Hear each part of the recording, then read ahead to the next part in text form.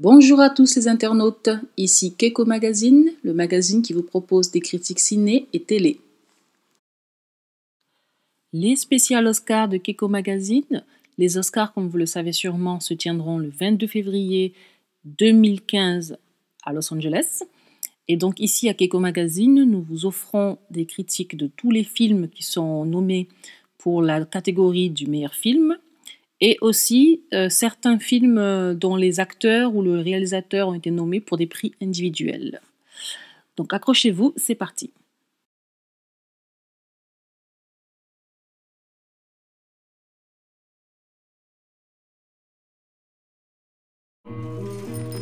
Come on, get up. Morning, Brian. Stephen, are you aware that you've voluntarily embarked upon a PhD in physics? Hello. Hello. Science. Art. I'm a cosmologist. What's that? I study the marriage of space and time. The perfect couple. One never knows from where the next great leap forward is going to come, or from whom. What if I reverse time to see what happened at the beginning of time itself? Wind back the clock. Wind back the clock. Keep going. I don't know how. Yet. Keep winding. Where to? It's called motor neuron disease. Life expectancy is 2 years. I want us to be together for as long as we've got. It'll affect everything. You don't realize what lies ahead. This is going to be a very heavy defeat. But I love him. And he loves me. We're going to fight this illness together. Good luck. Why? I'm okay. So, this black hole at the beginning of time. Brilliant. Brilliant, Stephen. Well done, Doctor. He has pneumonia. The only way he will survive will be to give him a tracheotomy. He will never speak again. Yes, he will. My name is Stephen Hawking. It's American. Is that a problem? It has been a great joy to watch this man defy every expectation, both scientific and personal. There should be no boundary to human endeavor. However bad life may seem, while there is life, there is hope. Thank you. Sorry, did you say something? I said, thank you.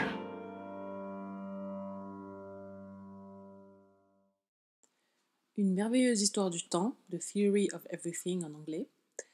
Un film réalisé par James March et produit par Working Title, une société de production qui est possédée par Universal Studios, et Studio Canal, notre studio Canal Plus national. Donc les deux compagnies sont associées sur ce film. Alors le film est nommé aux Oscars pour le meilleur film, et l'acteur principal Eddie Redmayne, qui a joué dans Les Misérables, est aussi nommé pour l'Oscar du meilleur acteur. Donc un très gros succès aux Oscars cette année pour ce film. Et bon, c'est un biopic. Donc on espère que ça va vous plaire, mais bon, moi personnellement, j'en ai assez des biopics. Je trouve que c'est comme on dit en anglais, Oscar bait. Oscar bait, c'est-à-dire c'est un film qui est fait pour gagner un Oscar. Et ce film-là, c'est la définition du Oscar bait quand c'est pas possible, quoi. Et donc voilà, donc je trouve que c'est un film qui est certes magnifique, l'histoire d'amour entre Stephen Hawking et sa femme, magnifique, mais je trouve que la femme aussi est un peu cliché. C'est la femme qui est là à subir, et qui craque jamais, qui est plus forte que l'homme derrière. Derrière tout grand homme, il y a une grande femme, etc. Bon, c'est bourré de bons sentiments. Ça fait, voilà, si vous êtes sensible, ça peut vous faire pleurer. Mais moi, personnellement, je n'ai pas pleuré parce que j'en ai assez des biopics, des Oscar bait biopics. J'en ai assez des biopics, ça veut dire biographie épique. Donc une biographie qui est un peu faite pour relever le personnage, le sujet dont on traite.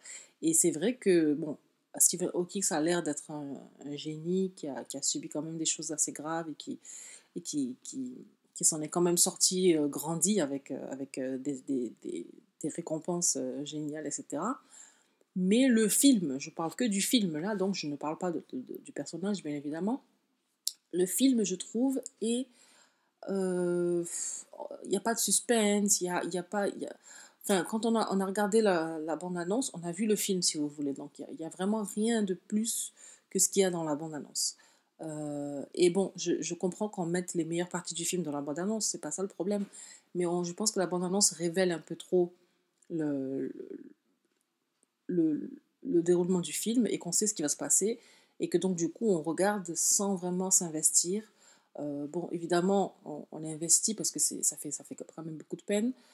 C'est dommage, c'est une très belle histoire d'amour, encore je le répète, mais c'est vrai que du point de vue cinématographique pur, sans penser que c'est une vraie personne, si c'était pas une vraie personne, si c'était pas un biopic, eh bien, ce serait vraiment un film, ce serait un téléfilm, quoi, un film, une série B. Et donc voilà, bon. Alors par contre, Eddie Redmayne, l'acteur qui joue Stephen Hawking, est donc nommé pour l'Oscar du meilleur acteur. Et alors, si au départ je me disais non, je veux que ce soit Bradley Cooper qui gagne parce que j'ai vraiment adoré American Sniper. Mais si c'était Eddie Redmayne qui gagnait, je ne pense pas que je lui en voudrais parce que vraiment, il a fait une performance absolument incroyable. On a vraiment du mal à croire que c'est pas le vrai Stephen Hawking. Hawking, on dit, pas Hawkins. Et donc, je pense que Eddie Redmayne mérite vraiment de gagner l'Oscar. Alors après, Stephen Hawking, Bradley Cooper, ça dépend vraiment de l'Académie, mais je pense que Stephen Hawking a de très bonnes chances de gagner l'Oscar, et que s'il gagne l'Oscar, bon, je me sentirais un petit peu mal pour Bradley Cooper parce que je pense qu'il mérite vraiment de gagner. Mais Eddie Redmayne, franchement, mérite parce que vraiment, il a fait une performance hors du commun, magnifique, simple. On a vraiment l'impression qu'il avait cette maladie.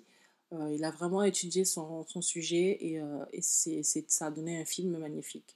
Encore une fois, je répète, un film magnifique, mais sans rebondissement, sans enjeu vraiment, puisqu'on sait... on ne sait pas si on ne connaît pas Stephen Hawking, mais on sait ce qui va se passer quand même. Même si on ne connaît pas, quand on regarde les premières scènes du film, on sait que ça va être un film un peu larmoyant, un peu... Voilà. Donc on sait que c'est un biopic, c'est un Oscar bait, comme on dit. C'est un film pour gagner des Oscars. Et ça, c'est un petit peu dommage. Je pense que j'aurais dû peut-être dramatiser un petit peu plus le film. Quand je dis dramatiser, je ne veux pas dire faire plus pleurer. Je veux dire simplement ajouter peut-être ou faire un montage qui soit un peu plus dramatique, qui laisse quand même le spectateur se balader dans le film et être surpris à un moment donné et ne pas nous laisser nous endormir comme ça. Alors par contre, je le répète encore, c'est vraiment un film merveilleux, un film magnifique. Felicity Jones, je n'ai pas trouvé son rôle particulièrement important. Bon, on sait que c'est le rôle de la grande femme qui est derrière le grand homme. Et c'est le genre de rôle aussi qui m'énerve un petit peu à Hollywood parce que c'est toujours le même rôle. C'est la femme de Ray Charles, c'est la femme de Johnny Cash dans Walk the Line, pour lequel Reese Witherspoon avait gagné son Oscar. C'est le même rôle. Voilà. Les trois femmes sont vraiment dépictées de la même manière. Et c'est à chaque fois les mêmes choses, à chaque fois les mêmes, plus ou moins, les mêmes épreuves. Voilà, donc c'est vraiment la même histoire à chaque fois. Et donc le rôle, je ne l'ai pas trouvé magnifique. Bon, elle a été nommée aussi pour un Oscar, donc l'Académie a dû vraiment aimer, parce que c'est vrai qu'elle fait preuve d'un courage magnifique et que c'est une vraie personne qu'elle joue. Donc c'est sûr que ça touche encore plus quand tu sais que c'est quelqu'un de réel. Mais pour le coup, j'ai préféré la personne réelle que joue Bradley Cooper dans American Sniper. J'ai vraiment préféré cette partie-là. Même si dans ce film-là, sa femme, Taya Kyle, joue le même rôle que Felicity, donc le rôle de la femme qui supporte à toute épreuve. Et j'ai préféré cette femme-là, je pense, plutôt que la femme de Felicity Jones. Donc voilà, bon, ce sont bien évidemment deux situations différentes. Chris Kyle n'a pas été blessé à la guerre, pendant qu'il était en guerre, donc elle n'avait aucune raison d'être aussi, d'avoir une réaction aussi dramatique, mais c'est le même rôle, en gros, c'est le même rôle de la femme qui supporte son homme à toute épreuve. Et ça m'énerve un petit peu à Hollywood. Alors, pour la note de ce film, je mets 8 sur 10. Pour le manque de surprise, j'ai enlevé 2 points pour le manque de surprise, mais je conseille à tout le monde quand même de voir le film.